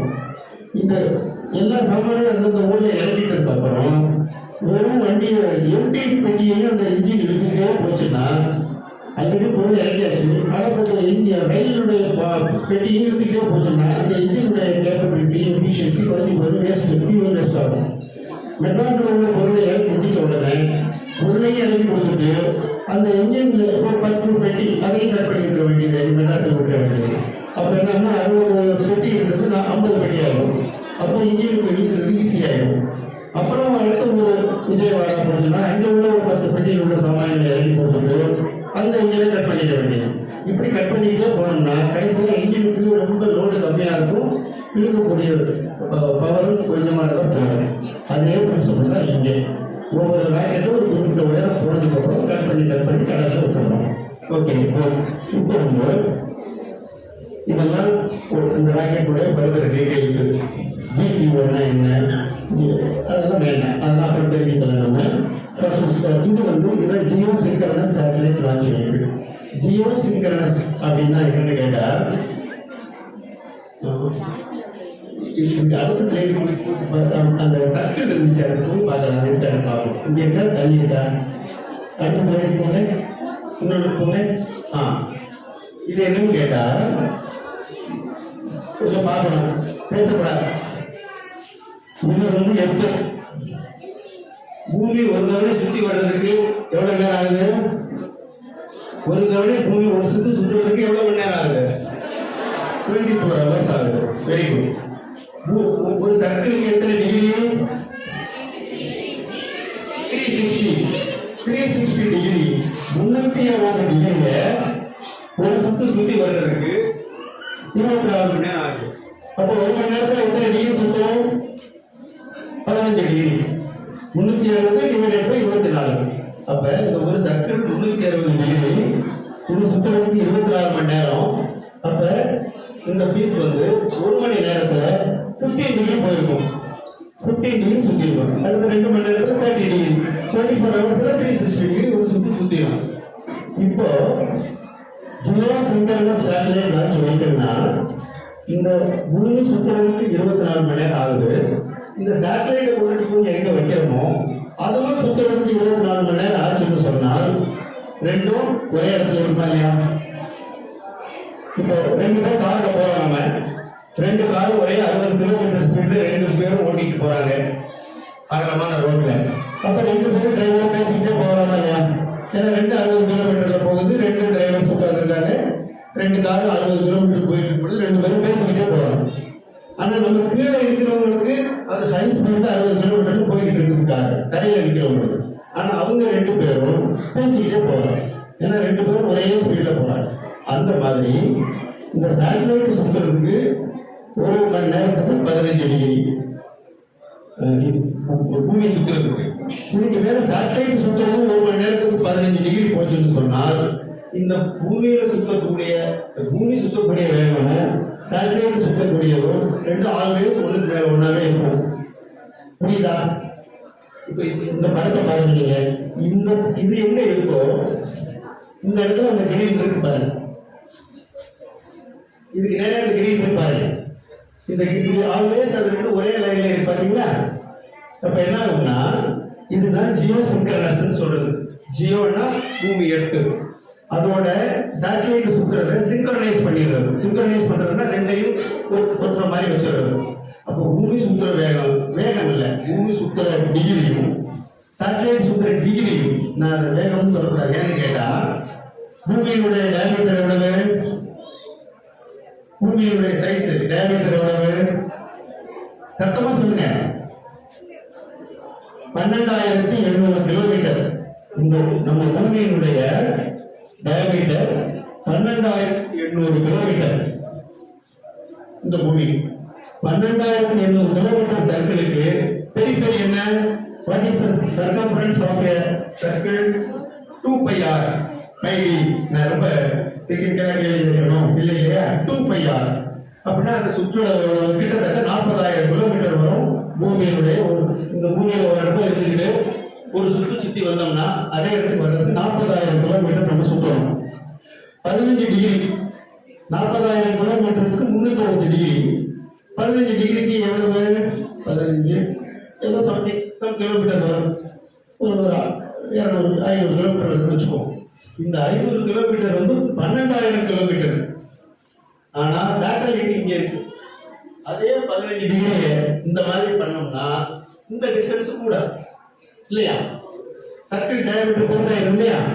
அப்ப என்ன ஆகுதுன்னா அந்த இடத்துல அது ரொம்ப அதிகமா இருக்கும். அப்ப அதனுடைய வெலாசிட்டி கூட இருக்கும். அப்பதான் ரெண்டு ஒரே பாயிண்ட்ல இருக்க முடியும். இது அதாவது பூமியினுடைய ஸ்பீடையும் சேட்டலைட்டுடைய ஸ்பீடையும் சிங்க்ரனைஸ் பண்ணிடுறோம். அப்ப ரெண்டும் ஆல்வேஸ் ஒரே இடத்துல இருந்துட்டு இருக்கும். நம்ம இந்தியாவில இருந்து நம்ம லான்ச் பண்ண சேட்டலைட்டு நம்ம இந்தியாவுக்கு மேலேயே இருக்கும். எப்ப பார்த்தாலும் அது வேற ஸ்பீடு வேற ஸ்பீட்ல சுத்துச்சுன்னா அது இந்தியாவை விட்டு எங்கேயும் போயிடும். புரியுதா? அதான் ஜியோ சிங்க்ரனஸ் சேட்டலைட் லான்ச் வைக்கு. எதுக்காக அந்த மாதிரி இருக்கணும்னு கேட்டால் நம்ம வந்து சேட்டலைட் வந்து நம்மளுடைய மெயின் பர்பஸ் வந்து சேட்டலைட் கம்யூனிகேஷன். நம்ம இந்தியா வந்து மிகப்பெரிய கண்ட்ரி. ஒரு இடத்துல இருந்து இன்னொரு இடத்துக்கு தகவல் தெரிவிக்கணும்னா சின்ன ஊரா இருந்தா பரவாயில்ல, பெரிய கண்ட்ரி இருக்கு, கம்யூனிகேஷன் ரொம்ப ஸ்ட்ராங்கா இருக்கணும். அந்த காலத்துல எல்லாம் உங்களுக்கு தெரியுமோ என்னமோன்னு தெரியல, ஒருத்தருக்கு தகவல் தெரிவிக்கணும்னா தந்தின்னு ஒன்று இருந்துச்சு. டெலிகிராம் யாருக்கெல்லாம் தெரியும்? டெலிகிராம்னு ஒன்று இருக்கும் தெரியுமா? அது எப்படி ஒர்க் பண்ணோம்? அது எப்படின்னு கேட்டா போஸ்ட் மாஸ்டருக்கு ஒரு 15 நாளைக்கோ ஒரு மாசத்துக்கோ சொல்லி கொடுத்துருப்பாங்க. அதெல்லாம் நீங்க இந்த மிஷினை கூட பார்த்துருக்க மாட்டீங்க. சும்மா ஒரு சின்ன மிஷின் இப்படி டேபிள் வச்சிருப்பாரு போஸ்ட் மாஸ்டர். நீங்க ஒரு மெசேஜ் எழுதி கொடுக்கணும். அதில் வந்து இங்கிலீஷ் எழுந்து 26 1239 010 26 36 நம்பரையும் எப்படி அதில் தெரிவிக்கிறது வந்து அவங்களுக்கு சொல்லி கொடுத்துருப்பாங்க. அப்படி ஒரு தட்டுனா கட், அப்ப ஏ, 2 தடவை தட்டினா கட் அப்படின்னா பி அப்படின்னு அவங்களுக்கு ஒரு சொல்லி கொடுத்துருப்பாங்க. இந்த மாதிரி இவங்க தட்டி எந்த ஊருக்கு அனுப்பணுமோ அந்த ஊர்ல இருக்க போஸ்ட் மாஸ்டர் வந்து அவருடைய மிஷின் ஆன் பண்ணி வச்சிருந்தாருன்னா இதை இப்படியெல்லாம் அவர் அந்த எழுத்தை கவனமாக பார்த்து எழுதி அப்புறம் அந்த வேர்டை பிரயம் பண்ணி அதை அப்புறம் எழுதி அங்கே இருக்க போஸ்ட் மாஸ்டர் கொடுத்து தண்ணியை கொடுத்துட்டு சொல்லுவார். இந்த மாதிரி தான் அந்த காலத்துல எல்லாம் ஒருத்தருக்கு தகவல் தெரிவித்தோம். இது அந்த காலத்துல. அடுத்த டெவலப்மெண்ட் என்ன? போன் வந்தது. போனை கூப்பிட்டு பேசணும். அந்த போன்ல வந்து டயல் பண்ணணும். 1 இருந்து 9 வரைக்கும் சைபர் இருந்துச்சு, நம்பரை டயல் பண்ணணும். அப்புறம் அதுக்கு அடுத்த டெவலப்மெண்ட் என்னாச்சு? பட்டன் போன் வந்துச்சு, ப்ரெஸ் பண்ணணும், போன் வந்தது. இப்படி ஒன்னொன்னா டெவலப் பண்ணிட்டே வரும் இல்லையா? அந்த மாதிரி வெளிநாடுக்குள்ள வந்தது. இந்த கம்யூனிகேஷன் வந்து அந்த காலத்துல அமெரிக்காவுக்கெல்லாம் அந்த காலத்துல நம்ம போன் பேசணும்னா இப்ப காலை புக் பண்ணிட்டு 4 மணி நேரம் 5 மணி நேரம் சில சமயத்துல 6 நாள் வெயிட் பண்ணி இருக்கணும். அப்புறம் தான் நமக்கு அந்த கால் நீங்க போட்ட கால் வந்துருச்சு அப்படின்னு சொன்னதுக்கு அப்புறம் தான் நம்ம பேச முடியும். அந்த காலத்துல நாங்க அப்படி பேசியிருக்கோம். ஏன்னு கேட்டால் அந்த காலத்துல கடலுக்கு அடியில பெரிய கேபிள் கடலுக்கு அடியில போட்டிருப்பாங்க. கடலுக்குள்ள கடலுடைய ஆழம் வந்து 4 கிலோமீட்டர் 3 கிலோமீட்டர் 2 கிலோமீட்டர் 1 கிலோமீட்டர் பல மாதிரி ஆழம் இருக்கும் கடல். அதுல வந்து கேபிள் போட்டிருப்பாங்க. எல்லா கண்ட்ரியிலையும் அந்த கேபிள் போகும். நம்ம அந்த கேபிள் மூலமா தான் இங்க இருந்து அடுத்த கண்ட்ரியை கூப்பிட்டு அந்த அங்கே உள்ள போன் எடுத்து அவங்க பேசி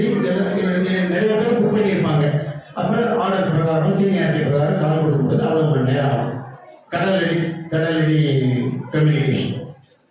அது வந்து அது நிறைய டிஸ்அட்வான்டேஜஸ் இருந்துச்சு. அதனால அடுத்த டெவலப்மெண்ட் வந்து இப்போ இந்த சேட்டலைட் கம்யூனிகேஷன் எடுத்துக்கிட்டீங்கன்னா இது வந்து மெயின் பர்பஸ் நம்ம இந்தியாவுக்கு கம்யூனிகேஷன் தான். இது எப்படி இது பயன்படுத்துது இந்த சேட்டலைட் கம்யூனிகேஷன்னா, அதாவது சிம்பிளா நீங்க புரிஞ்சுக்கிப்பா, அவங்க ஸ்டார் வந்து ப்ரொஜெக்ட் பண்றாங்க அந்த ப்ரொஜெக்டர். அந்த இடத்துல அந்த லைட்டினுடைய சைஸ் வந்து 1 இன்ச்சோ 1.5 இன்ச் தான் இருக்கு. வேற அங்கிருந்து விரிஞ்சு வந்து இங்க எவ்வளவு பெருசா விழுது.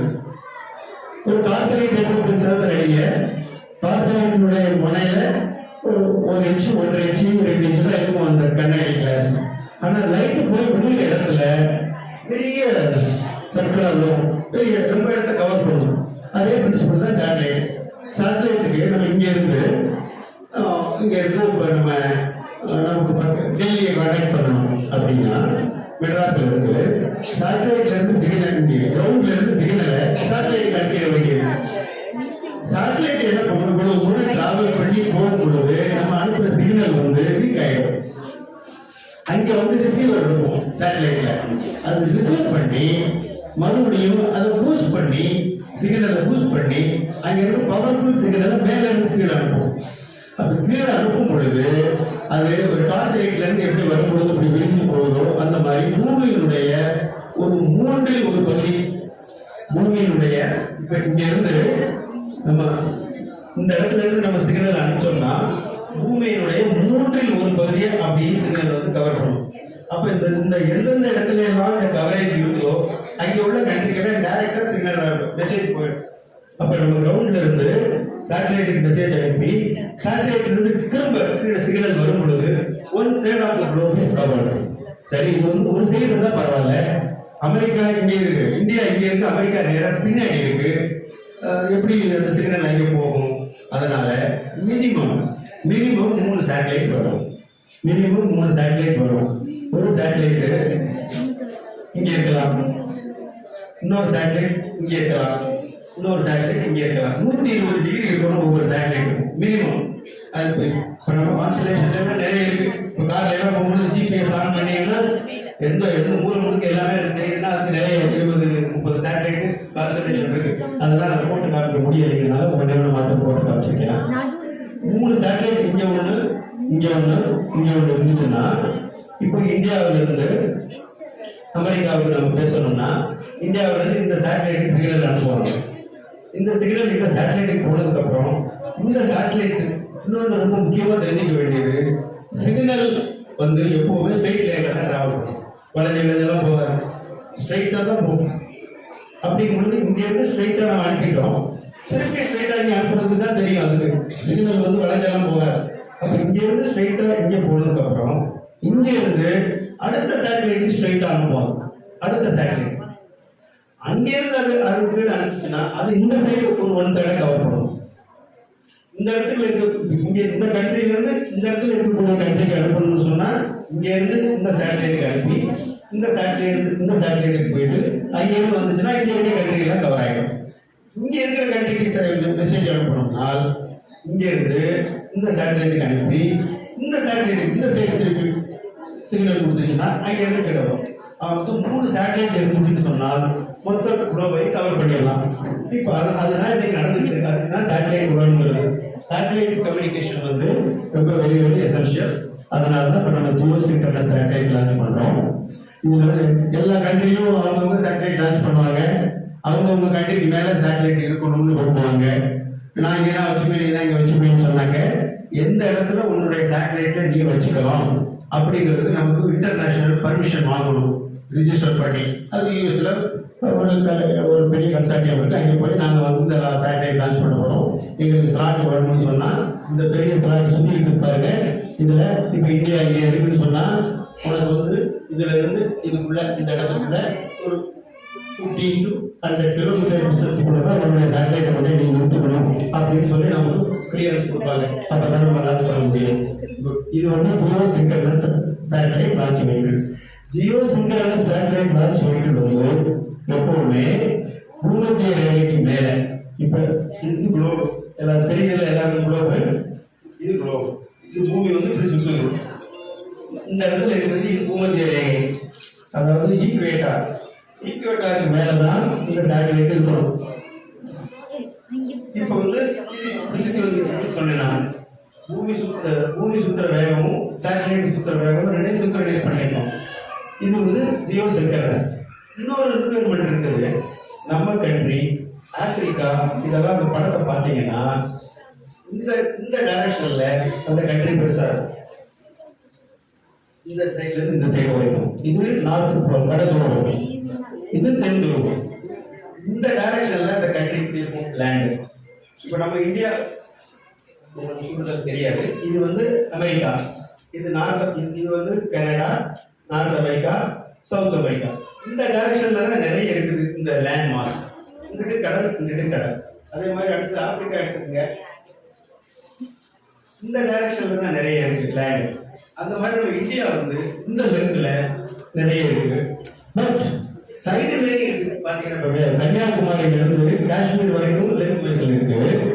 சைடுல பாத்தீங்கன்னா இந்த சைடு குஜராத்ல இருந்து இந்த சைடு சத்தீஸ்கர், மணிப்பூர், அந்த இந்த சைடு வந்து இப்ப நம்ம டோட்டலா கவர் பண்ணணும் நம்ம இந்தியாவை அப்படின்னு சொன்னால், இந்தியா பெரிய கண்ட்ரியா இருக்கிறதுனால ஒரு ப்ராப்ளம், ஏதாச்சும் ஒரு டிசாஸ்டர் அல்லது ஒரு நெருப்பு அல்லது ஒரு பயிர்களுக்கு பெரிய டேமேஜ் நிறைய பயிர்கள் தான் ஒரே சமயத்துல 4 நாளைக்குள்ள எல்லா பயிர்களும் வீணா போச்சுன்னா, டோட்டல் அந்த ஒரு சீசன்ல விளையக்கூடிய ஒரு போக விளைச்சலை இல்லாம போச்சுன்னா சாப்பாட்டு கஷ்டம் வந்துடும். அதனால ஒரு பிரச்சனைன்னு ஒண்ணு தெரிஞ்சிருச்சுன்னா ஒரே நாள் 2 நாள்ல எங்கெங்கெல்லாம் அஃபெக்ட் ஆகிருக்கு கண்டுபிடிச்சு அதை எல்லா ஸ்டேட் கவர்மெண்ட்டுக்கும் தெரிவிச்சு, இந்த மாதிரி உங்க ஸ்டேட்ல இந்த ஏரியாவில் எப்படி இருக்கு அப்படின்னு சொல்லி ஒரே நாள்ல எல்லாருக்கும் தெரிவிச்சுட்டு மறுநாள் அதுக்கு உண்டான கரெக்டிவ் மெஷர்ஸ் எடுத்தோம்னா அந்த நோயை திருத்திருநாள் பயிர்களுக்கு வழக்கம் போல விளைஞ்சிடும். ஸோ நம்மளுடைய கம்யூனிகேஷன் ரொம்ப ஃபாஸ்டா நம்ம கண்ட்ரியை ஸ்கேன் பண்ணணும். அப்படி ஸ்கேன் பண்றதுக்கு தான் இப்போ நம்ம என்ன பண்றோம், ஒன்று geosynchronous satellite launch vehicle for communication, இன்னொன்று earth observation satellite. Earth observation satellite அது எர்த்தை அப்சர்வ் பண்ணிக்கிட்டே இருப்பாங்க. எர்த் அப்சர்வேஷன் சேட்டலைட் பண்றது எப்படி சுத்தும்னு கேட்டா, இப்ப இது பூமி இப்படி சுத்துது, சேட்டலைட் இப்படி சுத்துது. வேற இது நார்த் போல் வட துருவம், இது சவுத் போல் தென் துருவம். இப்ப இப்படி சுத்துறது ராக்கெட் சேட்டலைட். இந்த மாதிரி சுத்தும் பொழுது satellite north pole to south pole சுத்துறதுனால அதுக்கு பேர் polar satellite. Pole to pole சுத்துது இல்லையா, அதனால போலார் சேட்டலைட் சொல்றது இல்லை. இது பூமி பாடு போலார் சேட்டலைட் பாடி இப்படிதான் சுத்திக்கிட்டே இருக்கும். ஆனால் பூமி அது பாடு இப்படிதான் சுத்திட்டு இருக்கும். பூமி அதுக்காக இப்படிதான் சுத்தாது. பூமி பாடு அது இப்படி இந்த டைரக்ஷன்ல தான் சுத்தும். அப்ப என்ன ஆகும்னு கேட்டால், 1 மணி நேரத்துக்கு 15 டிகிரி பூமி சுத்தி இருக்கும்.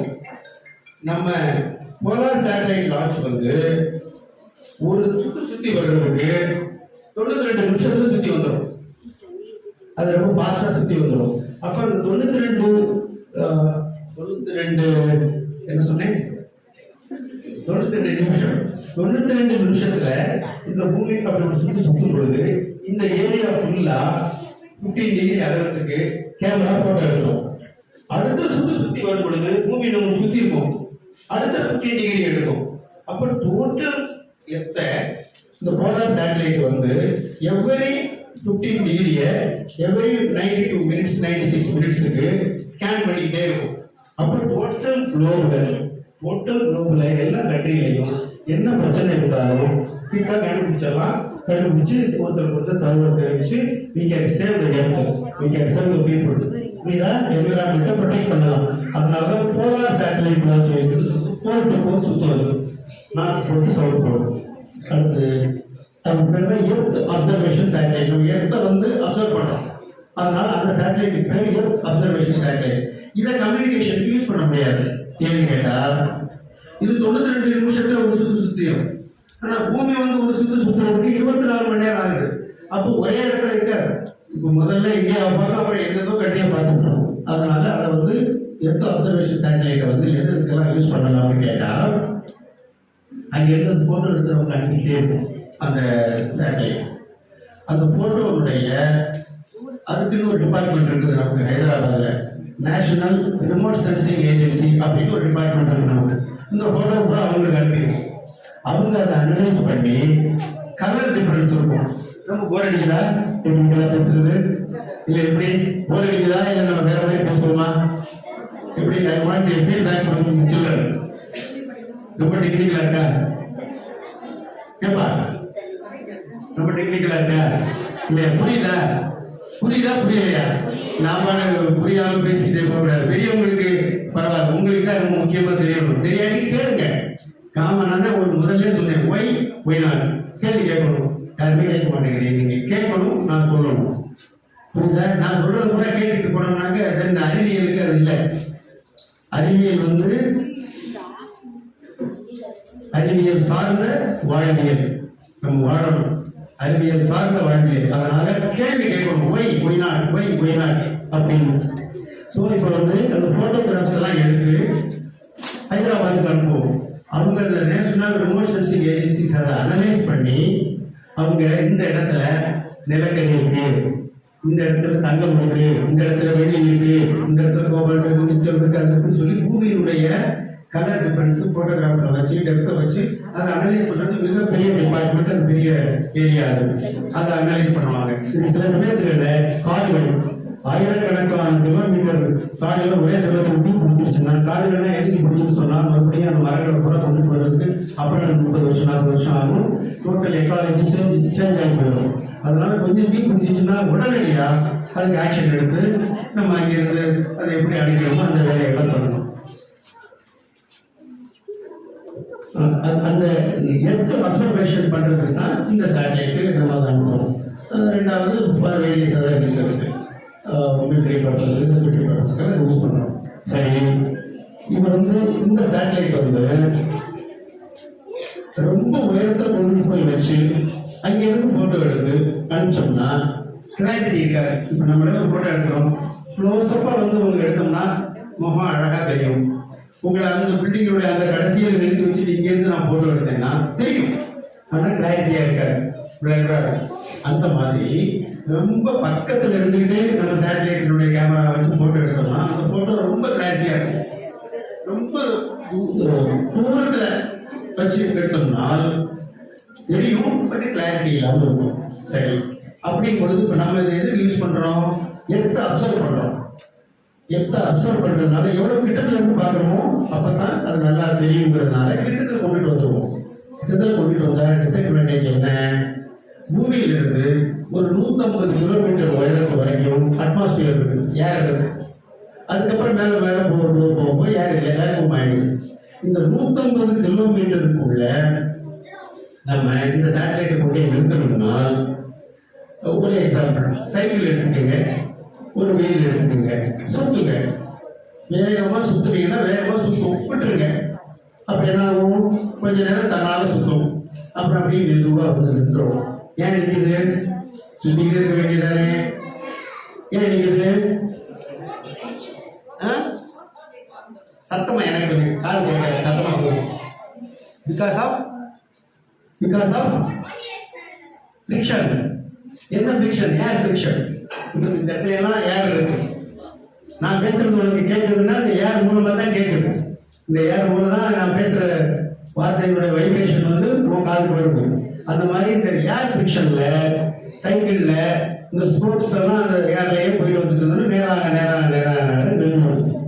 அதுக்கு பதிலாக ஒரு சைக்கிள் வீல் எடுத்து ஒரு பெரிய பெட்டிக்குள்ள வச்சு எல்லாத்தையும் சீல் பண்ணிட்டு அது உள்ள இருக்க ஏரை பூரா சக் பண்ணி எடுத்துட்டு வேக்குவத்தை கிரியேட் பண்ணிட்டு அந்த சைக்கிள் வீல வேகமாக சுத்திட்டு விட்டா 2 நாள் இல்லை 3 நாள் இல்லை 4 நாள் ஆனாலும் சுத்திக்கிட்டே இருக்கும். உள்ள இது உள்ள ஏர் இல்லை, ஃபிரிக்ஷனே கிடையாது, சுத்திக்கிட்டே இருக்கும். அந்த மாதிரி இந்த ஒரு 100-150 கிலோமீட்டர் உயரத்துக்குள்ள நம்ம ராக்கெட்டை சேட்டலைட்டை உள்ளே வச்சோம்னால் அது சுற்றும். ஆனால் கொஞ்சம் ஒரு மாதம் 40 நாள் ஆன உடனே அதுக்கு வந்து இந்த ஃபிரிக்ஷனுக்கு எகெயின்ஸ்டா சுற்றுறதுனால கொஞ்சம் கொஞ்சமாக 250 கிலோமீட்டர், 240, 230, 220, 200 அப்படி கொஞ்சம் கொஞ்சமாக குறைஞ்சி 150, 100 வந்துடும். 150க்கு கீழே வந்து அட்மாஸ்பியருக்குள்ள அந்த ராக்கெட் உள்ள நுழையும் பொழுது எரிஞ்சிடும். ஹீட் தாங்காது, எரிஞ்சிடும். நீங்களாம் சில சமயத்துல வீட்டில் உட்காந்துட்டு இருக்கும்போது அப்படியே வானத்தை பார்த்துக்கிட்டு இருந்தீங்கன்னா திடீர்னு ஒரு எலும்பு போகிற மாதிரி இருக்கும். எல்லாரும் சொல்லுவாங்க எரி நட்சத்திரம் அப்படின்னாங்க. எரி இல்லை, நட்சத்திரம் கிடையாது. இந்த மாதிரி சேட்டலைட்டுகள் எல்லாம் மேலே போனதெல்லாம் அது வாடு வந்து சுற்றிக்கிட்டு அதோட லைஃப் எல்லாம் முடிஞ்சு அதோட ஸ்பீட் எல்லாம் முடிஞ்சு வந்து நம்மளுடைய எர்த் அட்மாஸ்பியர் உள்ள சடனாக வந்து நுழையும் பொழுது ஹீட்ல எரிஞ்சு பசுவமாயிடும். அந்த எரிவு தான் நமக்கு எரி நட்சத்திரமா தெரியுறதெல்லாம். அதனால ஹைட்டு குறைய குறைய குறைய சேட்டலைட்டுடைய லைஃப் குறைஞ்சிடும். 2 மாசம் 1 மாசம் 3 மாசத்துல சேட்டலைட் முடிஞ்சிடும். ஆனா அதுக்குள்ள நம்ம நிறைய இன்ஃபர்மேஷன் கேதர் பண்ணிக்கிறோம். நம்ம அதுக்கு வேற கம்யூனிகேஷன் சேட்டலைட் அப்படியெல்லாம் நம்ம 2 மாசத்துக்கு கம்யூனிகேஷன் சேட்டலைட் விட முடியாது. ஒரு சேட்டலைட் லான்ச் பண்ணணும்னா நம்மளுடைய செலவு 350 கோடி. 350 கோடி ஒரு சேட்டலைட் ஒரு ராக்கெட் சேர்த்து. நான் அப்பா சொல்றேன் கூட குறைச்சு போடும். அவளுக்கு தான் இது வந்து கம்யூனிகேஷன் சேட்டலைட் முதல் இந்தியாவில் செஞ்ச கம்யூனிகேஷன் சேட்டலைட் இது. நம்ம சேட்டலைட் செஞ்சிட்டோம். இதை அனுப்புறதுக்கு நம்ம கிட்ட லான்ச் பேட் கிடையாது. சேட்டலைட் பண்ணிட்டோம். இது பேர் ஆப்பிள்.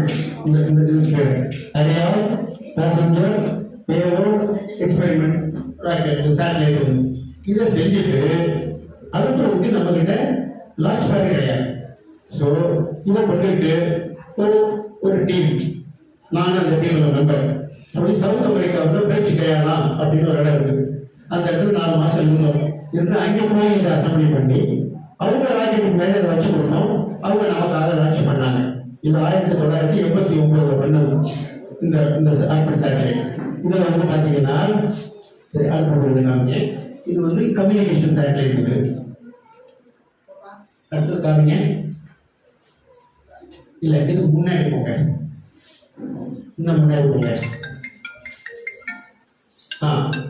இந்த சேட்டலைட்ல ஒரு சேட்டலைட் அப்படின்னு சொன்னா இது என்னது? Very good solar panel. எதுக்காக சோலார் பேனல்? நிறைய எக்ஸிபிஷன் எல்லாம் வச்சிருந்தாங்க, காமிச்சாங்க. வீட்டுக்கு மேல ரூஃப்ல எல்லாம் சோலார் பேனல் போட்டோம்னா அதுல இருந்தே கரண்ட் ப்ரொடியூஸ் பண்ணி அதையே வீட்டுக்கு யூஸ் பண்ணிக்கலாம்னு. Good idea. இப்போ இது வந்து இதுல நிறைய எக்ஸ்பெரிமெண்ட்ஸ் எல்லாம் வச்சு அனுப்பிச்சிருக்கோம். நம்ம கேமரா போட்டோ எடுத்து நம்ம அனுப்பணும்னு வச்சிருக்கோம். அதெல்லாம் அனுப்புறதுக்கு பவர் வேணும்ல, அவங்க எக்யூப்மெண்ட்டுக்கும் அந்த பவருக்கு பேட்டரி வச்சிருப்பாங்கல்ல, அந்த பேட்டரியை சார்ஜ் பண்ணணும். அந்த சார்ஜ் முதல்ல ஃபுல் சார்ஜ் அனுப்பிடுவோம். சார்ஜ் ஆனதுக்கு அப்புறம் சார்ஜ் கொஞ்சம் குறைஞ்சதுக்கு அப்புறம் இந்த சோலார் இதுல இருந்து பவர் ப்ரொடியூஸ் பண்ணி அந்த பேட்டரியை சார்ஜ் பண்ணி அது கண்டினியூஸா ஒர்க் பண்ணணும். இது 2 ஆண்டனா. இந்த ஆண்டனா வந்து எந்த கண்ட்ரிக்கு மேல நம்ம இந்த சேட்டலைட்டை வச்சிருக்கோமோ அது அந்த கண்ட்ரியை பார்த்துக்கிட்டு இருக்கணும். அப்பதான் நம்ம வந்து இங்க இருந்து சிக்னல் அனுப்பி திருப்பி நம்ம போறோம். அப்படி இல்லாம கொஞ்சம் கொஞ்சமா ஓடிட்டே இருக்கிறது. இது இப்படி திருப்பிடுச்சுன்னா இந்தியாவில இருந்து சிக்னல் அனுப்புவோம், திருப்பி வந்து இந்தியாவுக்கு வராது. இந்தியா பாகிஸ்தான் இல்லாட்டி வேற ஆப்கானிஸ்தான் அந்த வேற கண்ட்ரிக்கு போக மாட்டோம். அப்போ ஆல்வேஸ் நம்மளே பார்த்துட்டு இருக்கணும் நம்ம சேட்டலைட். அதுக்கு அதை கரெக்ட் பண்ணணும். அது கரெக்ட் பண்றதுக்கான ஃபெசிலிட்டி முன்னாடி எல்லாம் மேனுவலா பண்ணணும்.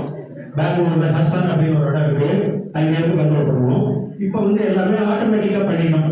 அது வந்து அது நெக்ஸ்ட் லெவல் தான் அப்புறம் பேசுவோம். அது ஆட்டோமேட்டிக்கா அதுவே கண்ட்ரோல் பண்ணி ஆல்வேஸ் இந்தியாவே பார்த்துட்டு இருக்கிற மாதிரி பண்ணிடுவோம். இது வந்து சோலார் பேனல், இது வந்து ஆண்டனா ரிசீவிங். சரி, இங்க 2 சைடும் சோலார் பேனல் இருக்கு, இங்க என்ன ஒரு சைடு தானே இருக்கு அப்படின்னு கேட்டீங்கன்னா இதுல எவ்வளவு நம்ம இந்த இன்ஸ்ட்ருமெண்ட்ஸ் எல்லாம் வச்சு அனுப்பியிருக்கணும், அதுக்கு தேவையான பவர் எவ்வளவோ அது மாத்திரம் ப்ரொடியூஸ் பண்ணா போதும். அதுக்கு மேல தேவையில்லை. சோலார் பேனல் வெயிட்டு கூட. அதனால ஒரு சைடு மாத்திரம் சோலார் பேனல் வச்சுட்டு இந்த சேட்டலைட் அனுப்பிச்சோம்னால் இம்பேலன்ஸ். ஒரு சைடு வெயிட் இருக்கும், இந்த சைடு வெயிட் இருக்காது. அதனால இது சோலார் செல் அப்படின்னு சொல்றது. இது எல்லாத்தையும் மொத்தமா சுருக்கி எல்லாத்தையும் சுருக்கி ஒரு சின்ன ஸ்கொயரா வந்துடும். இந்த ஸ்கொயரை வந்து ராக்கெட்டுக்கு மேல வச்சு அனுப்பிடுவோம். மேல போனதுக்கு அப்புறம் அதை ஓப்பன் பண்ணி வச்சு எல்லாம் பண்ணிக்குவோம். இது சேட்டலைட். நெக்ஸ்ட் இது வந்து பூமியை சேட்டலைட் சுற்றி வர்றதுக்காக ஒரு படம் எடுத்து போட்டிருக்காங்க. கம்யூனிகேஷன் சேட்டலைட் பத்தி பேசிட்டோம். அடுத்து இன்சாட் போட்டிருக்கு. INSAT Indian national satellite for communication, அதான் இன்சாட். அடுத்தது next okay, this is my செக்ஷனுக்கு டாக்டர் பிரசிடென்ட் ஆனதுக்கப்புறம் கலாம் சார் முதல்ல அவருக்கு நான் ஒர்க் பண்ணேன். நாங்கள் தொடர்ந்து இங்கே ஒர்க் பண்ணிட்டு இருந்தோம். சார் இங்கேருந்து கலாம் சார் எங்கேருந்து போயிட்டு டிஃபென்ஸ் டிபார்ட்மெண்ட்டுக்கு போனாங்க. அப்புறம் வேறு டிபார்ட்மெண்ட் பிரைம் மினிஸ்டர் ஆஃபீஸுக்கு போனாங்க. அதுக்கப்புறம் அவங்க வந்து பிரசிடென்ட் ஆஃப் இந்தியா போயிட்டாங்க. பிரசிடென்ட் ஆனதுக்கப்புறம் அவங்களை நம்ம இன்வைட் பண்ணியிருந்தோம் நம்ம லான்ச்சுக்கு. அப்போ என் செக்ஷனை விசிட் பண்ணாங்க. என்ன ராக்கெட் அசம்பிளி அண்ட் டெஸ்டிங்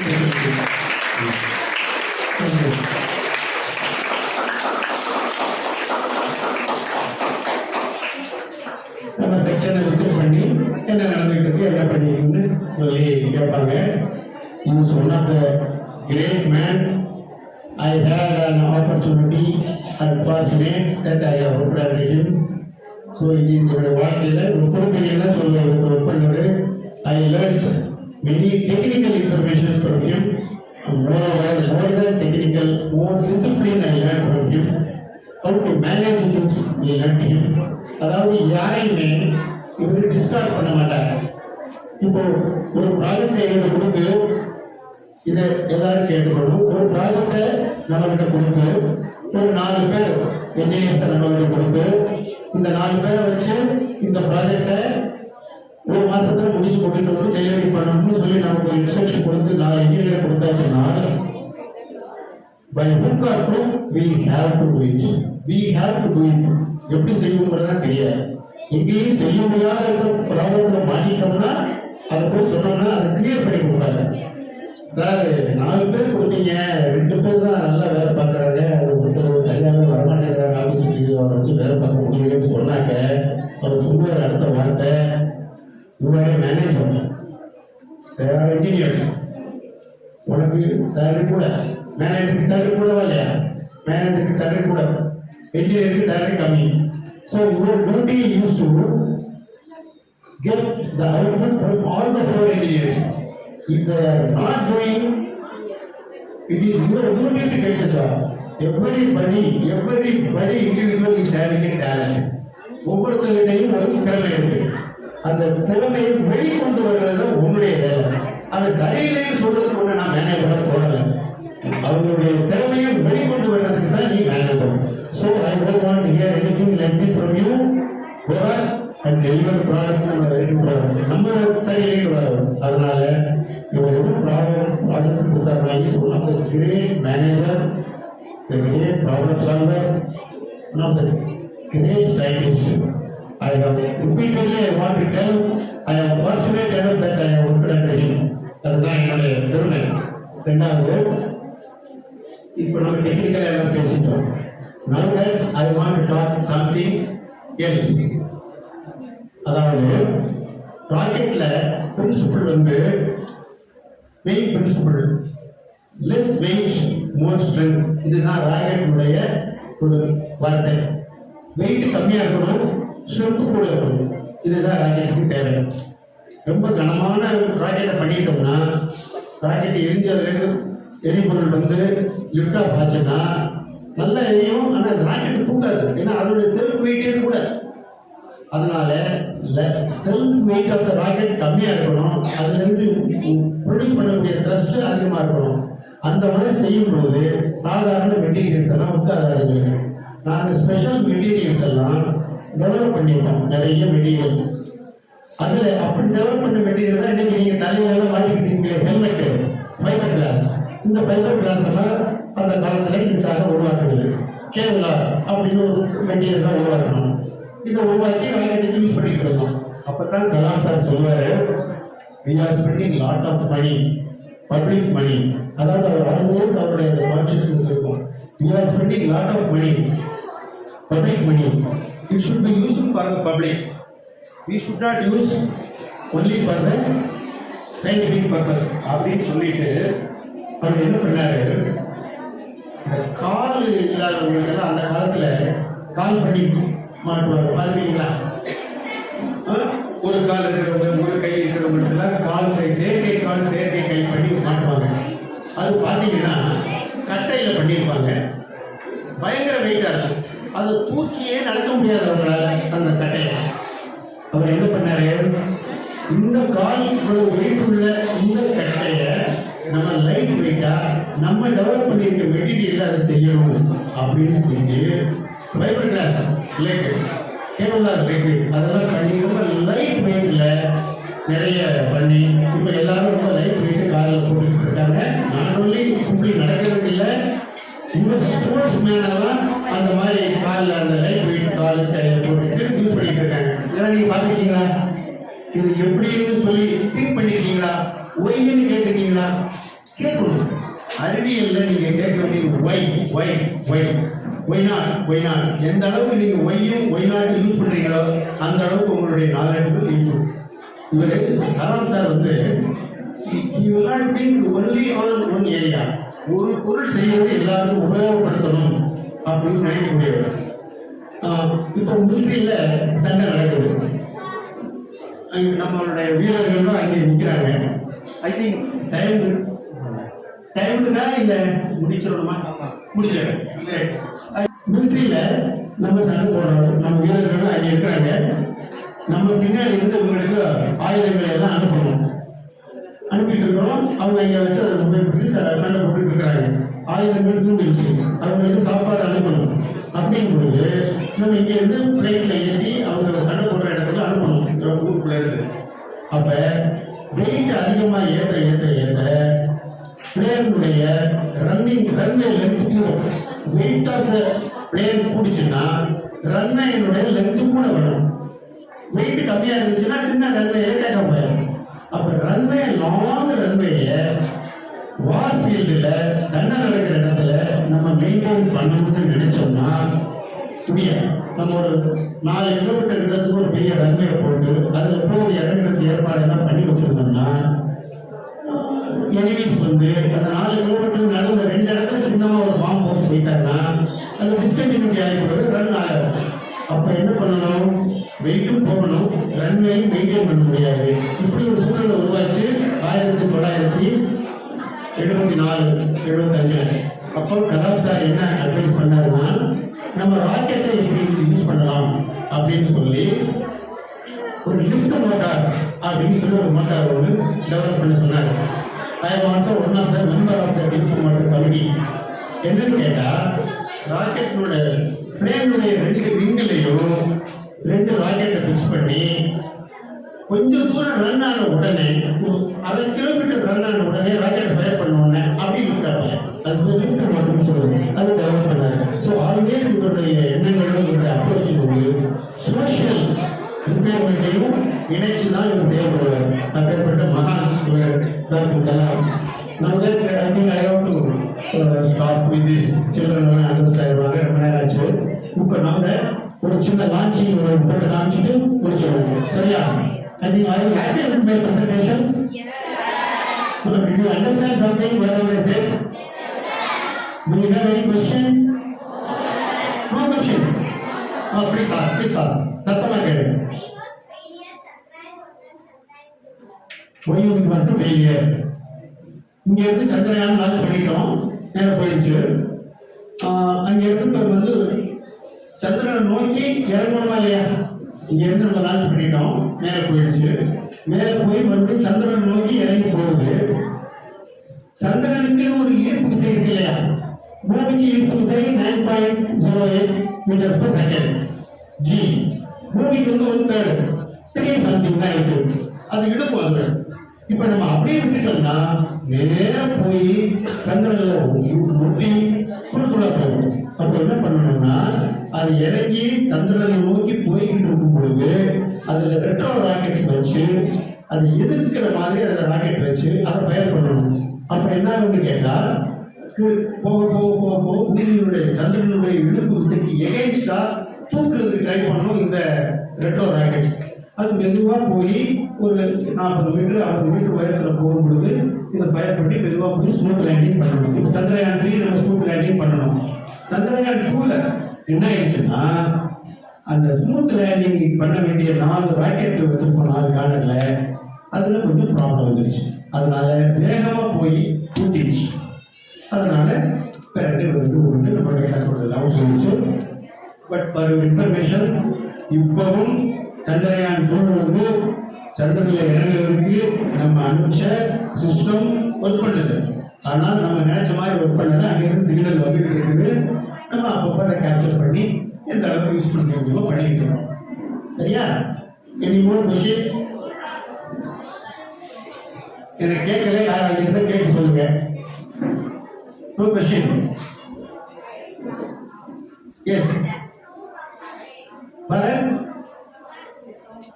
கேட்கல எனக்கு.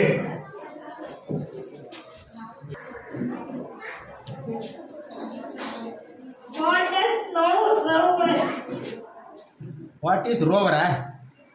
Rover. What is now rover?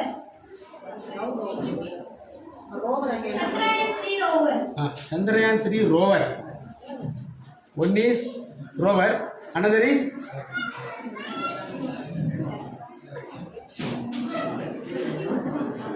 அந்த ரோவர்ங்கிறது வந்து அதனுடைய லைஃப் வந்து நம்ம வச்சது ஒன் மூன் டேனா 15 நாள், 14 நாள். ஒரு மூன் டே முடிஞ்சிச்சுன்னா சூரிய ஒளியெல்லாம் எல்லாம் போயிடும், பிளாக் ஆகிடும். அப்போ அங்கே இருக்கக்கூடிய பேட்டரி வந்து சார்ஜ் ப்ரொடியூஸ் பண்ணாது. அடுத்த 15 நாளைக்கு அப்புறம் மறுபடியும் சூரிய ஒளி அந்த மூணில் படும் பொழுது தான் அந்த பேட்டரி சார்ஜ் ஆகும். நம்ம ட்ரை பண்ணோம், நம்ம நினச்ச மாதிரி 15 நாளைக்கு வரைக்கும் அந்த பேட்டரி வந்து அதில் பவர் இல்லை. அதனால் ஃபர்தர் நம்ம வந்து அதை யூட்டிலைஸ் பண்ண முடியலை. நம்மளுடைய பிளானுமே எய்முமே 15 டேஸ் தான். 15 டேஸில் எனக்கு இன்ஃபர்மேஷன் கேதர் பண்ணிட்டோம். நம்ம அதுக்கப்புறம் நம்ம என்ன ட்ரை பண்ணோம்னா அந்த ரோவரை, அதில் கொஞ்சம் ராக்கெட் எல்லாம் இருக்குது, ஃபயர்லாம் பண்ண முடியும். அதை ஃபயர் பண்ணி ரேஸ் பண்ணி ஒரு 10 மீட்டர் தள்ளி கொண்டு போய் மறுபடியும் லேண்ட் பண்ணோம். இப்படியெல்லாம் பண்ண முடியுமான்னு சொல்லி சில R&D எல்லாம் பண்ணி பார்த்தோம்.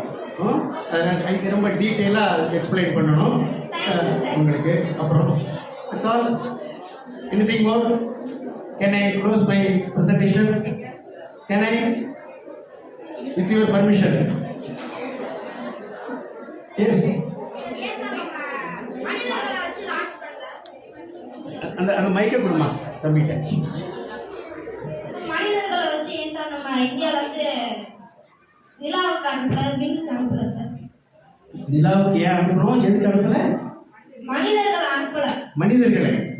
மனிதர்களை அனுப்புறதுன்னா என்னென்ன வேணும்? ஒரு மனுஷன் ஒரு பொருள் அனுப்புறதுன்னு சொன்னால் பொருள் போயிடும். அது பவர் வேணும், எலக்ட்ரிசிட்டி பவர் இருந்துச்சுன்னா அது ஒர்க் பண்ணணும். ஒரு மனுஷன் போகணும்னா என்ன வேணும்? ஆக்சிஜன் வேணும், ஃபுட்டு வேணும், வாட்டர் வேணும். ஸோ இது இவ்வளவையும் அந்த சேட்டலைட்டில் வச்சு அனுப்பணும்னா ஓகே டெவலப்மெண்ட்ஸ் நிறைய பண்ணணும். நம்ம அனுப்பிடுவோம். ககன்யான் அப்படின்னு ஒரு ப்ராஜெக்ட் இப்போ ஒர்க் பண்ணிக்கிட்டு இருக்கிறோம். இன்னும் ஒரு 2 வருஷத்தில் அனுப்பிடுவோம். நம்ம அதுக்கு முன்னாடி மனுஷனை அனுப்புறதுக்கு கொஞ்சம் யோசிச்சு தானே அனுப்பணும். அதனால் முதல்ல ஒரு அனிமல்ஸை வச்சு அனுப்புவோம், அப்புறம் மனுஷங்களை வச்சு அனுப்புவோம். வி ஆர் இந்த ப்ராஜெக்ட்ஸ். ககன்யான் ஒரு ப்ராஜெக்ட் நம்ம பண்ணிக்கிட்டு இருக்கோம். அது வந்து ஆளுகளை வச்சு அனுப்புறது தான். அடுத்து okay, I think I have taken more time for the patient hearing of my speech. I don't know whether you like it or not. I did it. Thank you so much for your kind cooperation. Thank you so much.